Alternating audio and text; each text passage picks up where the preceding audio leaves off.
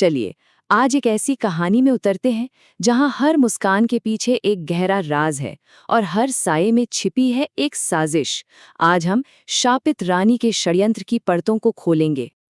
कहते हैं उसकी मुस्कान में जहर था और उसकी आंखों में छुपा एक श्राप। ये शब्द किसी और के लिए नहीं बल्कि रानी मेघना के लिए कहे जाते थे। एक ऐसी रानी जिसकी खूबसूरती के पीछे जो राज छिपे थे वो पूरे राज्य को हिलाकर रख देने वाले थे। तो ये सब शुरू कैसे हुआ? कहानी की शुरुआत होती है एक रात से, एक ऐसी रात जिसने सब कुछ हमेशा के लिए बदल दिया।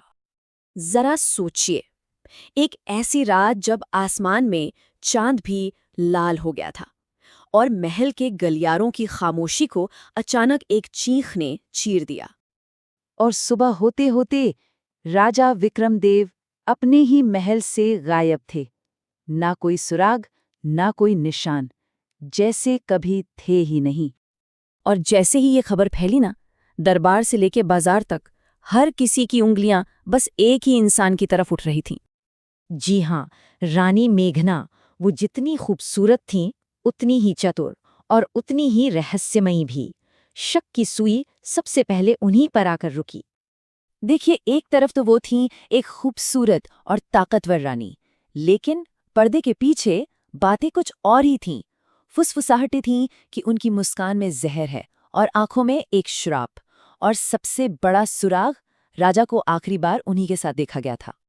तो सवाल ये है कि राजा के साथ आखिर हुआ क्या?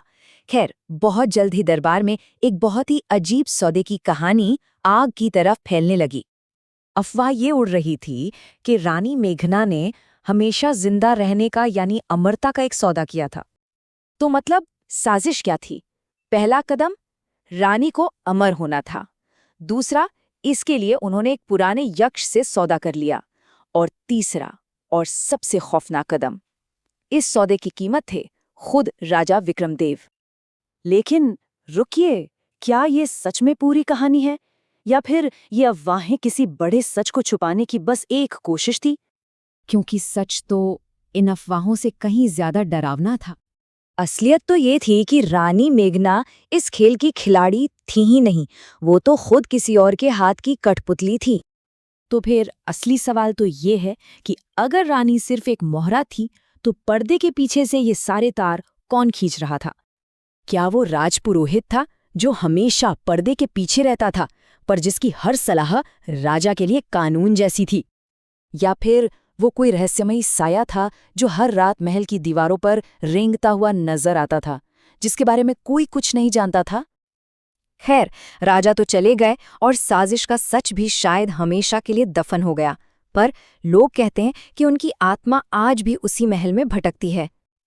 रानी मेघना, वो आज भी मुस्कुराती हैं, पर उनकी आंखें वो बिल्कुल खाली हैं। और कहते हैं कि हर रात उनकी आंखों में किसी और का चेहरा झलकता है, राजा विक्रमदेव का। और बात सिर्फ यहीं खत्म नहीं होती। महल के लोग तो यहाँ तक कहते हैं कि आज भी आधी रात के सन्नाटे में महल के बंद गलियारों से एक आवाज गूंजती है, एक धीमी सरगोशी जैसी आवाज जो कहती है, मेघना, वचन निभाओ। आखिर यह कैसा वचन था जिसे निभाने की मांग की जा रही थी? तो आखिर क्या थी इस पूरी साजिश की जड़ में? कोई बेपनाह मोहब्बत या फिर अमर होने की एक जानलेवा जिद? इसका जवाब शायद हमेशा के लिए महल की दीवारों में ही कैद रहेगा। पर एक सवाल है, क्या कोई भी राज हमेशा के लिए राज रह सकता है?